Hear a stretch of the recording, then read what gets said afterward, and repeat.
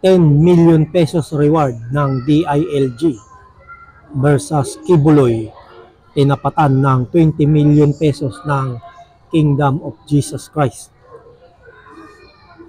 Tinapatan ng Kingdom of Jesus Christ ang 10 million pesos reward money sa pagdakip sa puganting si Pastor Apollo Kibuloy, nang mag-alok naman ng 20 million pesos na reward ang Kingdom of Jesus Christ kung sino ang makakapagbigay ng impormasyon sa nagbigay ng donasyon na 10 million pesos sa gobyerno.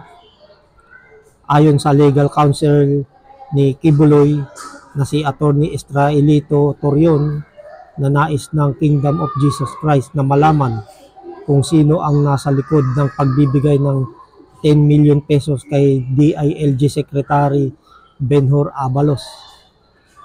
According to the officers of Kingdom of Jesus Christ, mayroon po silang inaalok na 20 million pesos to those who can provide information as to who gave the private money to Secretary Benhur Abalos para raw madakip si Pastor Kibuloy, ani Torion.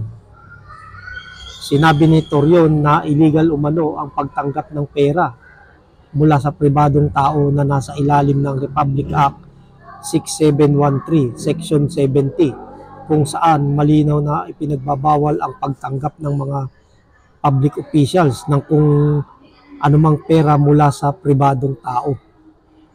Nais din ng Kingdom of Jesus Christ na malaman kung sino ang nasa likod ng pagbuo ng assassination team na siyang papatay umano kay Kibuloy.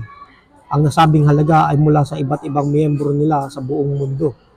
Magugunitang noong July 8 nang i-anunsyo ng DILG na mayroong alok na 10 million pesos na pabuya sa sino mang makakapagturo sa kinaroroonan ni Kibuloy at tig 1 million pesos naman sa mga co-accused nito.